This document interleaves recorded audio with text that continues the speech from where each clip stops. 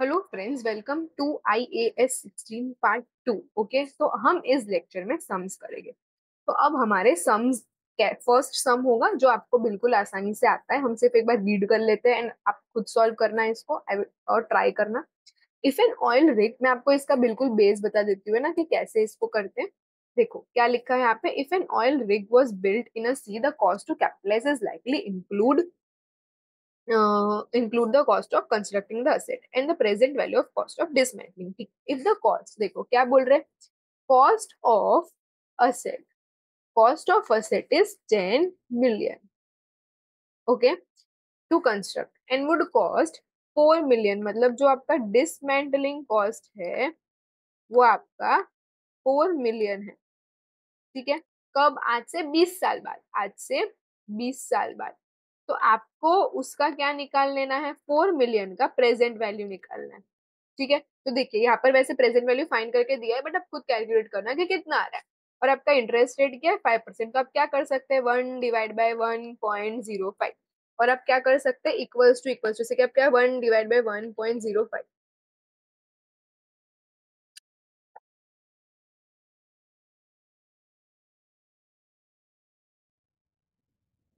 it will be or something like 0.3769. Okay, 0.3769 into 4 million, which will be your 1507। देखिए मेरा 600 आ रहा है क्योंकि मैंने पॉइंट में 4 डेसिमल्स लिए। ठीक है, आप डायरेक्टली भी कर सकते हैं। तो अभी हमारा जो इसमें आ रहा है वही कर लेते हैं, 558। तो ये आपका क्या आ गया? प्रेजेंट वैल्यू आ गया। ठीक है, अब हमारा प्रेजेंट वैल्यू को क्या करना पड़ेगा हमको? कॉस्ट में ऐड। हमारी कॉस्ट कितने की है? टोटल 10 मिलियन की। उसमें आप क्या कर दो? प्रेजेंट वैल्यू को ऐड कर दो। ठीक है, तो एक तो ये चीज हो गई। अब दूसरी चीज क्या कि प्रेजेंट वैल्यू कितने की आई है हमारी? 15, जस्ट सेकेंड, प्रेजेंट वैल्यू कितने की आई है? 1507558। अब इंटू फिर से कितना करना पड़ेगा? इंटू 5%। तो इंटू 5% आप करोगे then your answer will be 75378। I would suggest you all to do this at least 5 years का। ये करो, जैसे कि मैंने आपको हमारे लेक्चर में जब मैं पढ़ा रही थी ये कंसेप्ट, तो मैंने आपको पूरा ये 3 years का करके बताया था, राइट। तो आप इसमें एटलीस्ट 5 years का करो तो आपको बाकी सारे सम देखने की भी जरूरत नहीं पड़ेगी, राइट। तो this was your first concept. चलिए अब हम हमारे दूसरे कंसेप्ट में आते हैं। अब हम हमारे दूसरे कंसेप्ट में आते हैं, विच इज योर इनिशियल मेजरमेंट वाला टॉपिक, राइट। तो इनिशियल मेजरमेंट वाला टॉपिक में क्या था? देखो, an entity started the construction of building on its own use on 1 अप्रैल 2007। ठीक है, बिल्डिंग बना रहे हैं। अगर आपने बोरिंग कॉस्ट किया होगा तो आपके लिए बहुत अच्छा समय नहीं किया तो कोई बात नहीं, समझ लो, कुछ हार्ड नहीं है। ठीक है, अब लैंड, लैंड की कॉस्ट कितनी है यहाँ पर आपकी? 2,50,000। ओके, यहाँ पर स्टैम्प ड्यूटी, तो क्या लैंड तो कैपिटलाइज होगा, खर्चा ही इतने का। स्टैम्प ड्यूटी भी कैपिटलाइज होगी, कितना? 5,000। ओके, देन लीगल फीस भी कैपिटलाइज होगा, 10। देन साइट प्रिपरेशन भी कैपिटलाइज होगा, विच इज योर 18,000। मटेरियल में ना एक एडजस्टमेंट दिया है, पढ़ो। मटेरियल कॉस्ट है ग्रेटर देन एंटिसिपेटेड। और ऐसा पता चला कि जब इन्वेस्टिगेशन हो रहा था तो 10 मिलियन तो खराब हो गया और 15 मिलियन क्या हो गया? वेस्ट। ऐसा नहीं है कि ये खर्चा नहीं हुआ है, खर्चा हुआ है, पर ये बिल्डिंग बनने में काम नहीं आया है, तो हम इसको कैपिटलाइज नहीं करेंगे, हम इसको P&L में शो करेंगे। मतलब मैम जो ये 10 और 15, 10 प्लस 15 में जो 25 मिलियन, वो कैपिटलाइज नहीं होगा। 25 मिलियन का जो खर्चा है वो P&L में शो करेंगे। बट तो मैम कैपिटलाइज क्या होगा? ये जो पूरा 1 मिलियन का असेट है, राइट, उसमें से आप 75,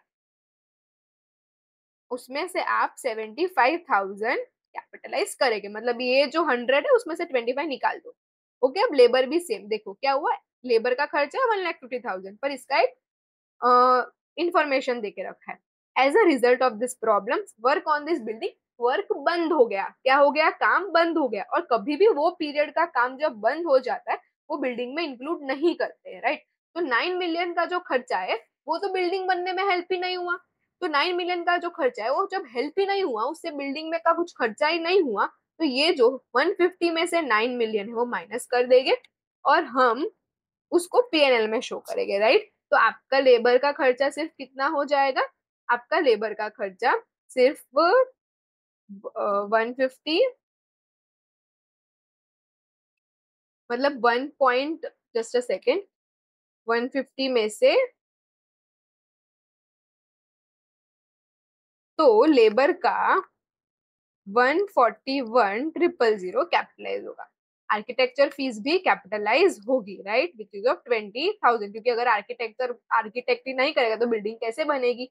last is friends general overhead. General overhead नहीं आएगा। जनरल ओवरहेड मतलब रिकरिंग एक्सपेंस, रेंट, ये सब, ठीक है, जो आप बार बार भरते हो, ये सब चले जाएगा आपका पीएनएल में। तो कौन से 3 खर्चे गए पीएनएल में? जनरल ओवरहेड्स, मटेरियल जो बिल्डिंग बनने में काम ही नहीं आए हैं, और लेबर जो बिल्डिंग बनने में काम नहीं आए, वो सारे के सारे कहाँ चले गए? पीएनएल। ओके, तो आई होप सो आपको ये सब समझ में आया। फ्रेंड्स, दूसरा क्वेश्चन बहुत इजी है, which is a piece of machinery had a service has an annual service costing of 10,000, ठीक है। During the most recent service it was decided to replace a part. देखो यहाँ पर क्या हो रहा है, एक पार्ट रिप्लेस हो रहा है, meaning that it will work faster and produce more units per product per hour and the cost of replacement is 20,000। अब बहुत ध्यान से सुनना, बहुत ध्यान से सुनना कि यहाँ पर एक कॉस्ट हो रहा है रिप्लेस। तो कभी भी एक कॉस्ट रिप्लेस होता है वो आपकी यूजफुल लाइफ को बढ़ा रहा है, मतलब वो कैपिटलाइज्ड होगा, मतलब वो कैपिटलाइज्ड होगा। अब एक तो ये पॉइंट समझ में आया, ठीक है, तो ये 20,000 जो है वो कैपिटलाइज होगा। अब दूसरा क्या है, मशीनरी का सर्विस लगता है, जैसे एसी में नहीं आपको बार बार सर्विस करवानी पड़ती है, वैसे ही तो ये मशीनरी का जो भी आपका क्या लग रहा है, सर्विस का खर्चा, वो रिकरिंग इन नेचर है, तो वो पीएनएल। ओके, तो ये भी बहुत ही इजी था। आई होप सो आपको समझ में आया। अब यहाँ पर क्या पूछा है, what is depreciable amount an asset cost 1 lakh. Asset का देखो डेप्रिसिएबल अमाउंट मतलब क्या, कि कितने पे डेप्रिसिएशन लगेगा। तो स्ट्रेट लाइन मेथड की फॉर्मूला क्या होती है, cost minus residual value divide by number of useful life नहीं करना है, हमको सिर्फ क्या करना है, डेप्रिसिएशन कितने पे लगेगा।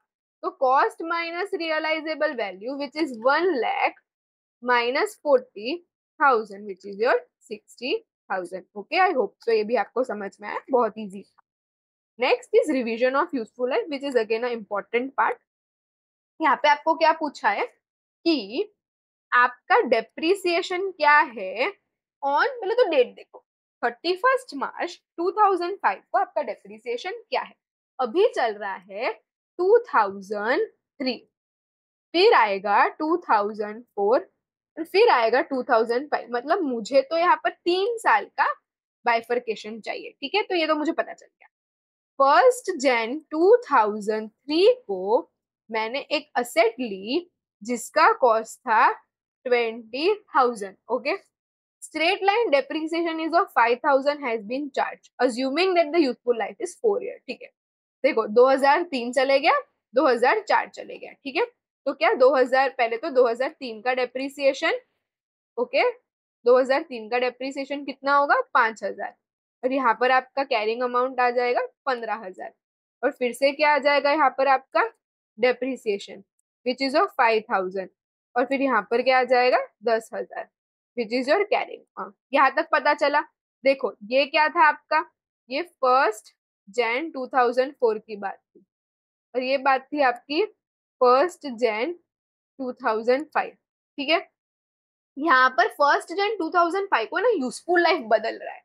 यूजफुल लाइफ तो ये भी क्या हो गया, यूजफुल लाइफ बदल रहा है, तो प्रोस्पेक्टिव वैसे हम पहले से नहीं जाएंगे, हम यहाँ से ही चेंज कर लेंगे। हम यहाँ से ही क्या कर लेंगे, चेंज। 10,000 बचा आपके पास फ्रेंड्स, तो 10,000, अब यूजफुल लाइफ है आपकी 4 ईयर्स, तो यहाँ पर 10,000 डिवाइड बाई 4, तो आपका ये साल का डेप्रिसिएशन है 2,500। इसको हम लोग फिर से बोलते हैं prospective view. Okay, prospective change, और हम इसको एक और चीज बोलते हैं अकाउंटिंग एस्टिमेट। तो अभी भी आप याद रखना, अगर चेंज इन यूजफुल लाइफ होता है तो this is your accounting estimate. Okay, I hope so ये भी कंसेप्ट क्लियर हुआ। मुझे एक कंसेप्ट जो मैंने नहीं करवाया था पहले वाले वीडियो में, क्योंकि मुझे एक सम के साथ इसको करवाना था, which is overall cost. Okay, तो चलिए ये वाला कंसेप्ट समझते हैं कि ओवरऑल कॉस्ट क्या होता है। देखो, जैसे कि आपके पास समझो एक लैपटॉप है, उसका हार्डवेयर आपको हर 2-2 साल में चेंज करवाना पड़ता है। देखो यार, hardware is again a asset, right? चलो हार्डवेयर छोड़ो, एक है एरोप्लेन, ठीक है? तो bad drawing but adjust please, okay? ये है एरोप्लेन। अब इसमें क्या हो रहा है, इसका जो इंजन है, राइट, इसका जो, इसमें तो कितने अलग अलग पार्ट्स होते हैं, तो सबका डेप्रिसिएशन अलग अलग तरीके से करना पड़ेगा ना यार।